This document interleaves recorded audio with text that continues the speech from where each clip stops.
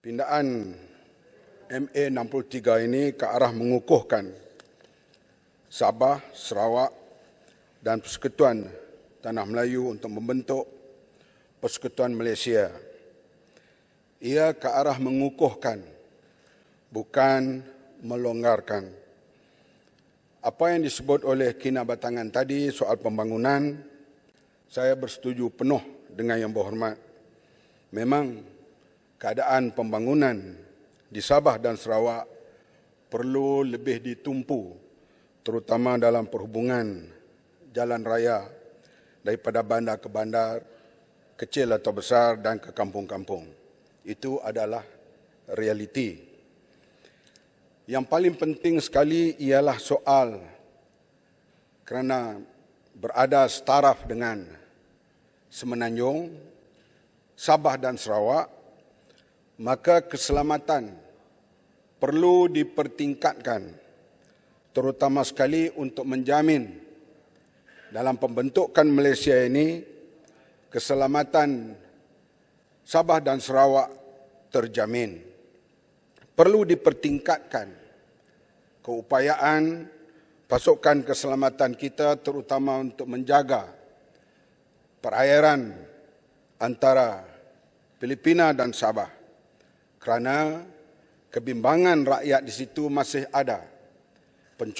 Pencerobohan sering berlaku. Oleh itu, peruntukan mesti dipertingkatkan supaya rakyat Sabah dan Sarawak merasai bahawa mereka terjamin keselamatan mereka. Keselamatan di bawah Field Marshal yang paling utama, iaitu yang di Pertuan Agong, 5-star General. Kita boleh berbangga kerana tidak ada lagi curiga antara satu sama lain, sama ada ia berasal daripada Sarawak, Sabah atau Semenanjung. Misalnya, Panglima Angkatan Tentera sekarang daripada anak jati Sarawak. Bila saya menjadi menteri waktu itu, ada bisik-bisikkan kepada saya, bolehkah kita lantik orang Sarawak ini menjadi Panglima Angkatan Tentera? Saya kata saya yakin penuh tentang integriti, ketaatan dan kesetiaan kepada Malaysia yang dibentuk pada tahun 63. Pada masa yang akan datang, kita harap akan ada nanti KSN dan jawatan-jawatan yang lain yang berasal daripada Sabah dan Sarawak. Ini penting untuk membentuk integriti, membentuk penghormatan antara kita.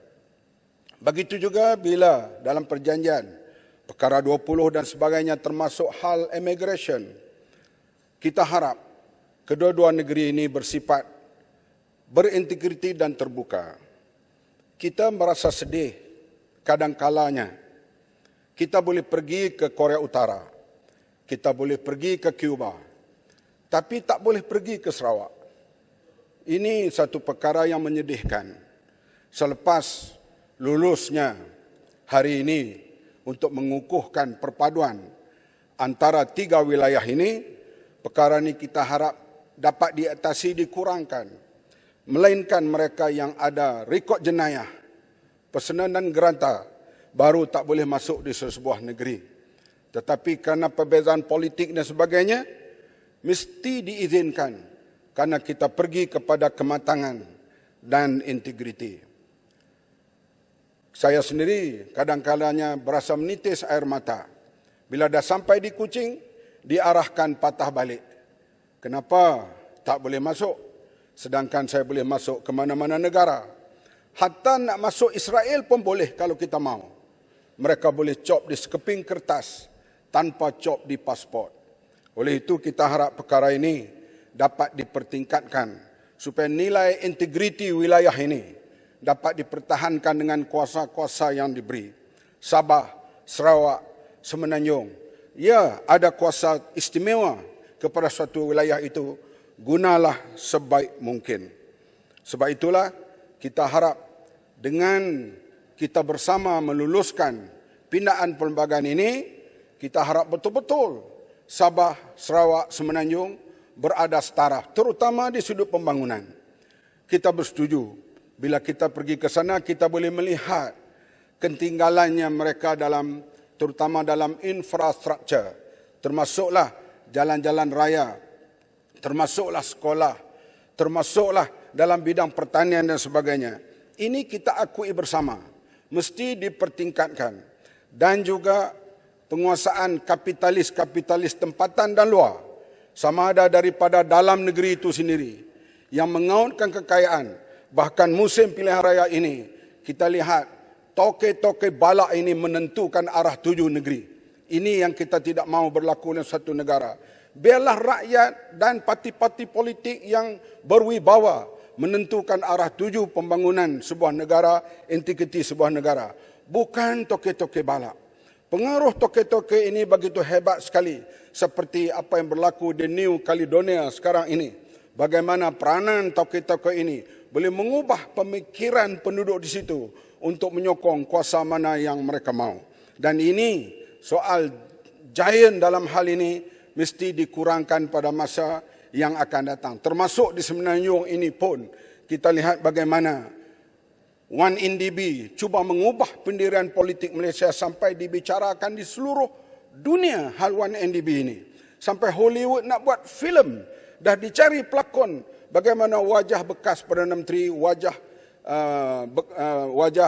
Langkawi dan sebagainya untuk dibuat filem menceritakan skandal kewangan yang terbesar yang menguasai corak kewangan Malaysia yang dilihat oleh pelabur-pelabur asing di seluruh dunia sekarang ini. Sebab itulah Sarawak dan Sabah dalam meneraka yang lebih baik pada masa yang akan datang, hindar skandal seperti ini kerana ia membawa imej yang buruk sekarang dan pada masa yang akan datang. Sebab itulah saya dengar di sana soal parti-parti yang menguasai politik ini dan mereka kadangnya mendapat projek yang berganda-ganda. Lepas dia, lepas dia, lepas dia. Ya. Untuk mendapat konsesi balak dan sebagainya. Dan pula mereka menguasai politik di tempat itu. Pokok Senang. Ini Pokok Senang, ya. Lepas dia saya. Terima kasih Tazli, terima kasih Kota Raja. Saya juga baru balik daripada Sarawak dalam 2-3 hari yang lepas. Saya lihat bahawa kawasan-kawasan pendalaman ni begitu ketinggalan. Sedangkan kalau kita lihat gaji adun Sarawak ni antara yang tertinggi, malah lebih tinggi basicnya daripada basit ahli parlimen, kalau tak silap ingatan saya. Malah peruntukan saya dipahamkan untuk pembangunan bagi seseorang adun, satu kawasan adun tu 8 juta satu tahun. Saya duk bayangkan masih ada lagi orang yang tinggal dalam keadaan yang begitu teruk.